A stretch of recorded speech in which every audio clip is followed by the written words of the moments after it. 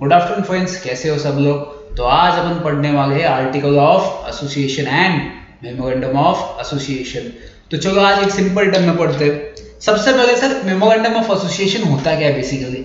अब मुझे एक बात बताओ, आपका आधार कार्ड होता है, आधार कार्ड पे क्या होता है, आपका एड्रेस, आपका नाम, आपका बर्थ ऑफ ईयर, उसके बाद आपका बाकी इंफॉर्मेशन सब कुछ होती है उसमें। अब मुझे एक बात बताओ, कंपनी का भी एक डॉक्यूमेंट होता है, उसे क्या कहते हैं, मेमोरेंडम ऑफ एसोसिएशन कहते हैं। उसमें कंपनी की डिटेल होती है। फॉर एग्जांपल आपका कैपिटल, आपके कंपनी का कितना कैपिटल कहाँ पे मेंशन होता है, एमओए में मेंशन होता है, वो अपन आगे पढ़ेंगे। सबसे पहले उसका बेसिक पढ़ते हैं। तो मेमोरेंडम ऑफ एसोसिएशन क्या है, एक बेसिक डॉक्यूमेंट है। मतलब आपको कहीं भी ट्रांजैक्शन करना है किसी भी बैंक या किसी भी आउटसाइडर के साथ, तो आपके पास सबसे इंपॉर्टेंट फर्स्ट डॉक्यूमेंट क्या है, आपका मेमोरेंडम ऑफ एसोसिएशन। ये आपका फर्स्ट डॉक्यूमेंट होता है। ये किसकी रिलेशनशिप डिफाइन करता है सर, आउटसाइडर के साथ। मतलब अगर कंपनी को बैंक में जाना है लोन लेने के लिए, तो सबसे पहला डॉक्यूमेंट क्या है, मेमोरेंडम ऑफ एसोसिएशन। ये डिफाइन करता है कि आपके पास स्कोप कितना है, आपकी पावर कितनी है, आप कितने तक लोन ले सकते हैं बैंक से। ये डिफाइन करता है आपका मेमोरेंडम ऑफ एसोसिएशन। इसकी रिलेशनशिप डिफाइन करता है आउटसाइडर्स की एंड कंपनी की। इसका अपोजिट रिलेशनशिप डिफाइन करता है इंटरनली उसके मेंबर्स एंड कंपनी की, उसे आर्टिकल ऑफ एसोसिएशन कहते हैं। तो एमओए किसके लिए, आउटसाइडर के लिए। एओए किसके लिए, इंटरनल के लिए। तो एग्जाम में क्वेश्चन आ सकता है कि एमओए किसके लिए। तो याद रखना, एमओए आउटसाइडर के लिए होता है और एओए इंटरनल लोगों के लिए होता है। सर इसको साइन करना पड़ता है, हाँ। कितने लोग, प्राइवेट कंपनी है तो 2, पब्लिक कंपनी तो 7, 1% कंपनी तो 1% उसको चाहिए चाहिए। नेक्स्ट क्या है सर, मैंने आपको बोला था कि आधार कार्ड होता है। आधार कार्ड में जैसी डिटेल होती है, सेम आपके पास एमओए में डिटेल होती है। आपका कैपिटल क्रॉस, आपका रजिस्टर ऑफिस कहाँ पे, आपका एड्रेस, आपका कैपिटल कितना है, आपकी लायबिलिटी कितनी है और कितने लोगों ने उसको सब्सक्राइब किया है, ये सब इंफॉर्मेशन किस में होती है, मेमोरेंडम ऑफ एसोसिएशन में मेंशन होती है। नेक्स्ट क्या है सर, डॉक्ट्रिन ऑफ अल्ट्रावायलेंस। सर इसका मीनिंग क्या है। अब इसका सिंपल मीनिंग मैं आपको बताऊं कि जैसे लक्ष्मण ने एक लक्ष्मण रेखा खींची थी कि सीता को बोला था तो इसके बाहर मत जाना, अगर बाहर गई तो पर्सनली रिस्पॉन्सिबल होगी। तो अंत में क्या हो गया, रावण उसको उठा के ले गया। सेम इसी केस में अगर कंपनी के एमओए में लिखा है कि कंपनी को कितना चाहिए लोन, सिर्फ 20 लाख रुपीज अगर लोन ले सकती है कंपनी बैंक से, अगर कंपनी कितना ले सकती है, 20 लाख लोन अगर कंपनी ले सकती है, अगर कंपनी ने लिया 15 लाख, तो अभी तक उसके पास पावर कितनी है, 5 लाख की है।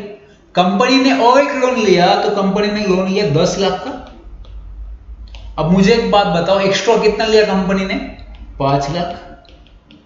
अब मुझे इस केस में बताओ, इस केस में क्या होगा, ये जो ट्रांजैक्शन हुआ है वो अल्ट्रा वायरस है, बियॉन्ड द पावर है, क्योंकि अपने पास पावर कितनी थी, सिर्फ 20 लाख की अपने पास क्या थी, पावर थी 20 लाख। एमओए में लिखा था कि आपकी पावर सिर्फ इतनी है, बट हमने लिया कितना, 25 लाख। तो 5 लाख क्या होगा, अल्ट्रा वायरस होगा, बियॉन्ड द पावर होगा। जो भी चीजें बियॉन्ड एमओए के आगे जाएगी उसे क्या कहेंगे अपन, article of memorandum of association कहेंगे अपन।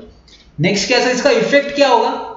मुझे एक बार बताओ, जो भी बंदा डायरेक्टर्स पर्सनली इसके लिए रिस्पॉन्सिबल होगा, क्योंकि उनको बोला था कि आपकी जो पावर है वो सिर्फ 20 लाख तक है, उसके आगे आप जा नहीं सकते।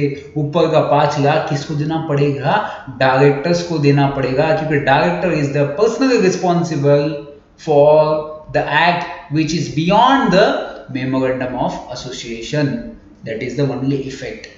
नेक्स्ट क्या है सर, आर्टिकल ऑफ एसोसिएशन क्या है। अब देखो, एमओए जैसे मैनेजमेंट कंपनी एंड आउटसाइडर की रिलेशनशिप डिफाइन करता है, वैसी एओए क्या है, कंपनी एंड उसका इंटरनली डिफाइन करता है रिलेशनशिप, उनके internal rule and regulations define करता है। फॉर एग्जांपल अगर मुझे शेयर सर्टिफिकेट इश्यू करना है तो वो कैसा इश्यू किया जा सकता है, ये किस में लिखा है, आर्टिकल ऑफ एसोसिएशन में। मेरा कैपिटल 1 लाख रुपए, मुझे उसको 2 लाख रुपए करना है, तो वो किस में लिखा है? आर्टिकल ऑफ एसोसिएशन में लिखा है। जहां पर रूल्स एंड रेगुलेशंस लिखे होते हैं वो आर्टिकल ऑफ एसोसिएशन होता है। ये सबऑर्डिनेट होता है किसका? एमओए का। एमओए एक बड़ा भाई है, एमओए एक छोटा भाई है, ये चीज याद रखना, ठीक है। नेक्स्ट क्या है? Doctrine of indoor management. सही, ये क्या है? अब डॉक्ट्रिन ऑफ अल्ट्रा वायरस किसके लिए? एमओए के लिए क्या है? डॉक्ट्रिन ऑफ अल्ट्रा वायरस है। इंडोर मैनेजमेंट क्या है? अब आर्टिकल में लिखा होगा कि फॉर एग्जांपल, जैसे मैं आपको एग्जांपल देता हूं कि यहाँ पे मेरे घर में लिखा था पुश, मैंने गलती से वो अपोजिट साइड पे लिख दिया।